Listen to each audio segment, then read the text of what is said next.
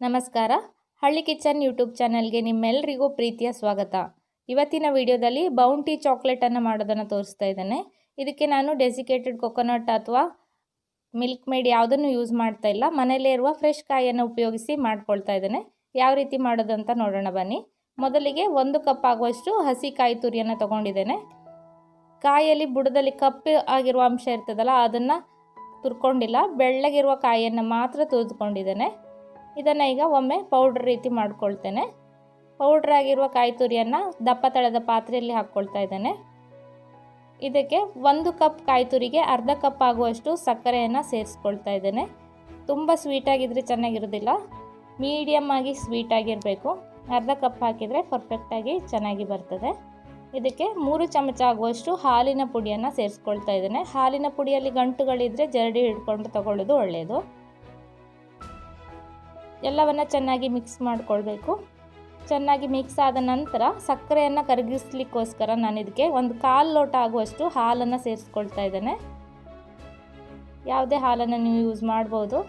ಹಸಿ ಹಾಲು, ಕೆನೆ ಇರುವ ಹಾಲು ಯಾವುದನ್ನು ಬೇಕಾದರೂ ಹಾಕ್ಕೊಳ್ಬೋದು. ಎಲ್ಲ ಚೆನ್ನಾಗಿ ಪಾಕ ಬರಬೇಕು.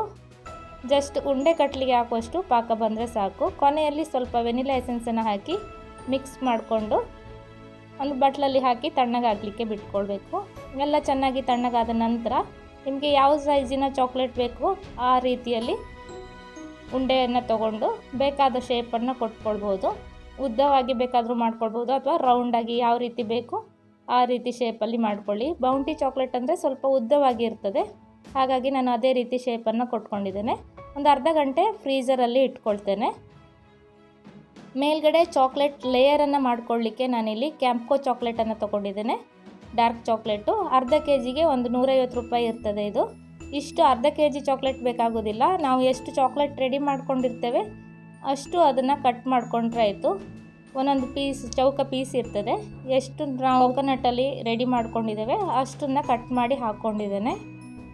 ನೀರು ಬಿಸಿ ಆಗ್ತಾ ಇದ್ದಾಗೆ ಅದರ ಮೇಲೆ ಪಾತ್ರೆಯಲ್ಲಿ ಚಾಕ್ಲೇಟನ್ನು ಹಾಕಿ ನೀರು ಅದಕ್ಕೆ ತಾಗದೇ ಇರುವ ಥರ ನಿಧಾನವಾಗಿ ಇದನ್ನು ಕರಡಬೇಕು. ಡಬಲ್ ಬಾಯ್ಲಿಂಗ್ ಮೆಥಡ್ ಅಂತ ಕರೀತಾರೆ ಇದಕ್ಕೆ. ಚಾಕ್ಲೇಟ್ ನೀರು ಹಾಕ್ತಾ ಹೋಗ್ತದೆ ಬಿಸಿ ತಾಗ್ತಾ ಇದ್ದ ಹಾಗೆ.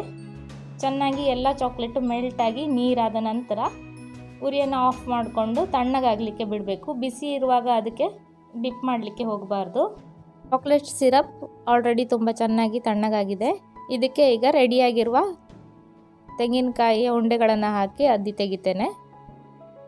ಒಂದೊಂದಾಗಿ ಹಾಕಿ ಬೇಕಾದರೂ ತೆಗಿಬೋದು. ಹಾಕ್ತಾ ಇದ್ದ ಹಾಗೆ ಅದರಲ್ಲಿ ಗಟ್ಟಿ ಆಗ್ತದೆ. ತುಂಬ ತಣ್ಣಗಾಗಿದ್ದರೆ ಚೆನ್ನಾಗಿ ಕೋಟಿಂಗ್ ಕೊಡೋದ್ರೊಳಗಡೆ ಗಟ್ಟಿ ಆಗಲಿಕ್ಕೆ ಸ್ಟಾರ್ಟ್ ಆಗ್ತದೆ.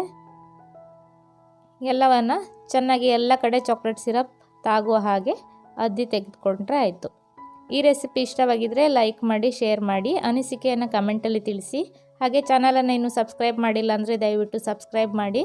ಎಲ್ಲವನ್ನು ಇದೇ ರೀತಿ ಅದ್ದಿ ತೆಗಿತಾ ಇದ್ದೇನೆ. ತೆಗೆದ ನಂತರ ಬೇಕಾದರೆ ಒಂದು 10 ನಿಮಿಷ ನೀವು ಫ್ರಿಜ್ಜಲ್ಲಿ ಇಟ್ಕೊಳ್ಬೋದು. ಇಲ್ಲಾಂದರೆ ಮೊದಲೇ ತುಂಬ ಚೆನ್ನಾಗಿ ತಣ್ಣಗಾಗಿದ್ದರೆ ಕಾಯಿಯ ಉಂಡೆಗಳು ಹಾಗೆ ಗಟ್ಟಿಯಾಗಲಿಕ್ಕೆ ಸ್ಟಾರ್ಟ್ ಆಗ್ತದೆ. ಒಂದಕ್ಕೆ ಒಂದು ತಾಕ್ತೇ ಇರುವ ಥರ ದೂರ ದೂರ ಇಟ್ಕೊಳ್ಳಿ. ಒಂದಕ್ಕೆ ಒಂದು ತಾಕ್ಕೊಂಡ್ರೆ ತೆಗೆಯುವಾಗ ಯಾವುದಾದ್ರೂ ಒಂದರದ್ದು ಚಾಕ್ಲೇಟ್ ಹೊರಗಡೆದು ಕಟ್ಟಾಗೋ ಸಾಧ್ಯತೆ ಇರ್ತದೆ. ಎಲ್ಲವನ್ನು ಫ್ರಿಜ್ಜಲ್ಲಿ ಇಟ್ಟು ತೆಗೆದುಕೊಳ್ತೇನೆ. ಯಾವ ರೀತಿಯಾಗಿ ರೆಡಿಯಾಗಿದೆ ಅಂತ ನೀವೇ ನೋಡ್ಬೋದು. ಒಳಗಡೆಯಿಂದ ಸಾಫ್ಟಾಗಿ ಇರ್ತದೆ ಕೊಕೊನಟ್ ಫಿಲ್ಲಿಂಗು, ಹೊರಗಡೆಯಿಂದ ಚಾಕ್ಲೇಟು ತಿನ್ನಲಿಕ್ಕೆ ತುಂಬ ರುಚಿಯಾಗಿರ್ತದೆ. ಇದೇ ರೀತಿ ಹೊಸ ಹೊಸ ರೆಸಿಪಿಯೊಂದಿಗೆ ಬರ್ತೇನೆ. ಮುಂದಿನ ವಿಡಿಯೋದಲ್ಲಿ ಸಿಗೋಣ. ಅಲ್ಲಿಯವರೆಗೂ ನಮಸ್ಕಾರ.